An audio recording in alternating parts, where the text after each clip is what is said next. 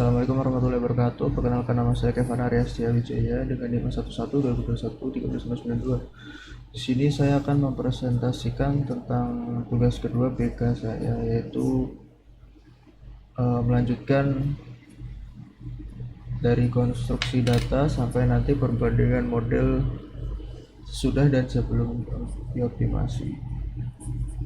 Oke, pada konstruksi data pertama-tama kita cari dulu kita deklarasi data min-max-nya dulu, itu menggunakan scalar processing ini, min-max scalar. Jadi diambil scalarnya dari min-max scalar dan data min-max. Dan data min-max adalah kopian dari dataset yang ada. Nah, ini kita tunjukkan dataset head-nya, saya bandingkan dengan yang head di atas, apakah sama. Lalu selanjutnya dari konstruksi data kita cek lagi data min-max-nya, tidak ada yang nol. Lalu di describe baseline value-nya ini ngecek saja seperti saat menelaah data. Lalu selanjutnya adalah mengisi deklarasi variabel x dan variabel y nya.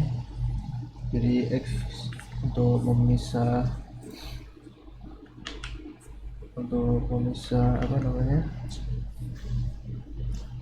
target dengan fitur. Nah, ini jadi targetnya kan fatal health, jadi dihapus. Lalu kita buat variabel y nya dengan target yaitu fatal health lagi. Lalu selanjutnya fatal health count menggunakan data min-max. Data min-max itu kan tadi kopian dari dataset fatal health ya. Jadi data min-max itu datasetnya, dataset kopian dari dataset yang asli.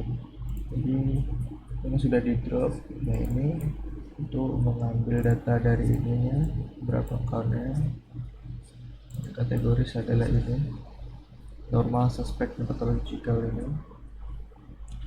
Lalu selanjutnya mengecek untuk persebaran jumlah data dengan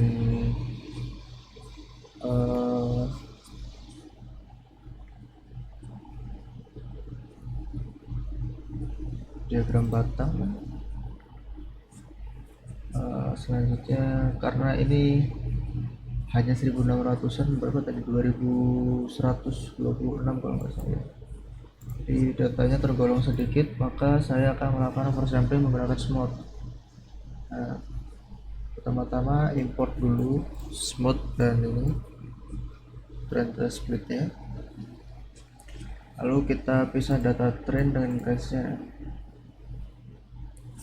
Setelah itu melakukan smooth dengan random state 42. Nah, setelah itu setelah di resampling, di print jumlah datanya dari print.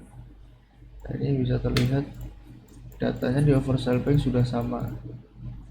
Yang tadinya ini timpang banget, lebih banyak yang 1,0 yaitu normalnya, sekarang jadi sudah full semua 100.161 pada ketiga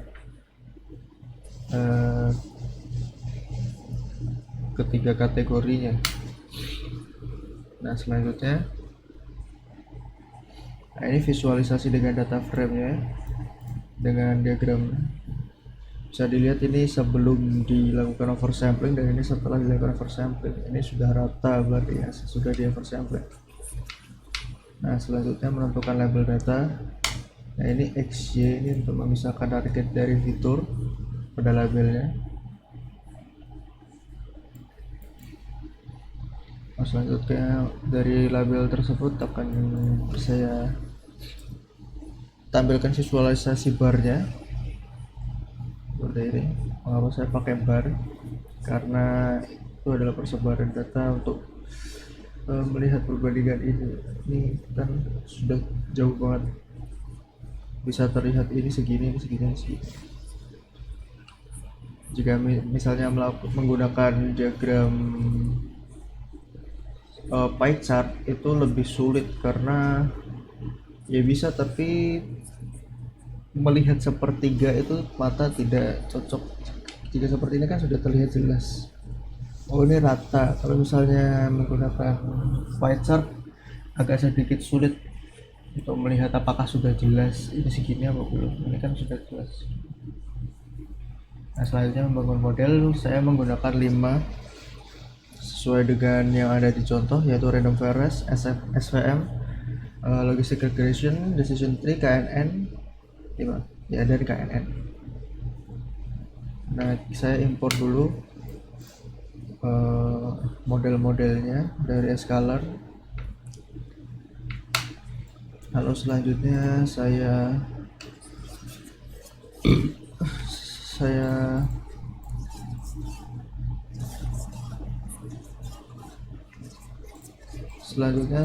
deklarasi menjadi masukkan ke dalam variabel ini run untuk random forest, SVM untuk SVM, ini untuk ini, DT untuk decision tree, RKM untuk KNN.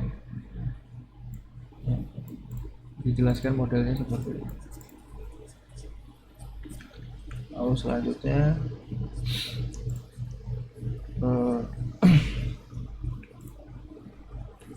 akan dilakukan pemromodelan. Ini untuk menentukan X, bahwa X adalah extract resampled-nya. Nah, selanjutnya adalah pelatihan model, yaitu random forest, SVM, dan logistic regression. Untuk random forest bisa dilihat di sini precisionnya, akurasinya 98%, sepertinya 97,6. Saya lihat, bisa dilihat di paling bawah.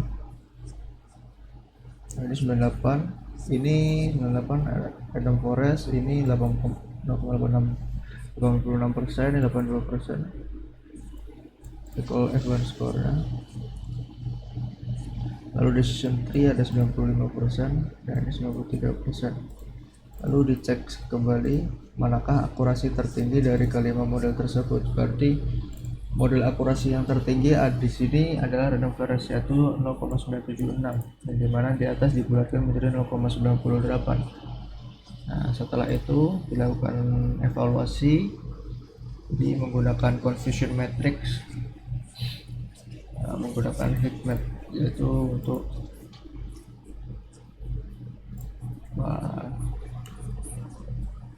proses struktur.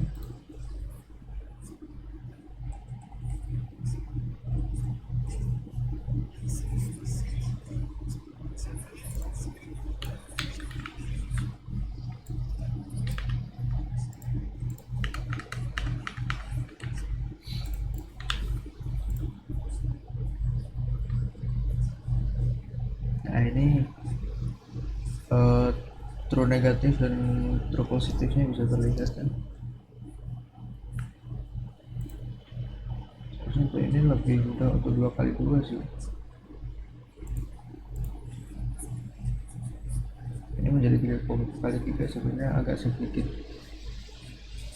salah, harusnya tidak menggunakan heatmap, tidak menggunakan confusion matrix.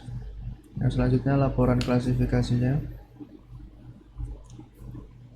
Jadi dari evaluasi di atas menggunakan dapat F1 score-nya 97%. Nah, setelah itu saya lakukan 95% maksudnya.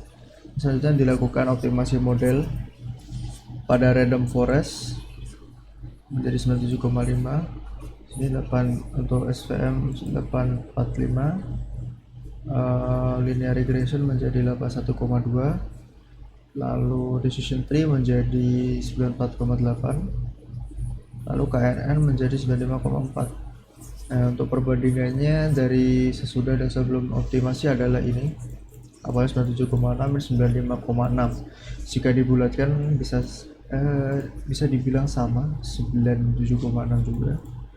Kalau dia pilih 55,9, ini tergolong turun, ini juga turun, ini masih sama. Decision tree, KNN ada peningkatan. Nah, ini adalah visualisasi yang bisa dilihat.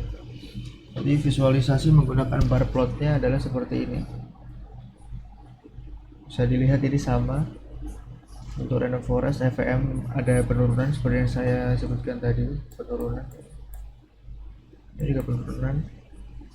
Decision tree masih sama, dan KNN ada peningkatan sedikit. Mungkin saya masih belum maksimal untuk melakukan optimasinya. Mungkin saya bisa ubah-ubah sedikit lagi, tapi ya, sekian dari saya. Apabila ada salah kata atau mungkin hal-hal yang kurang berkenan, saya mohon maaf. Assalamualaikum warahmatullahi wabarakatuh.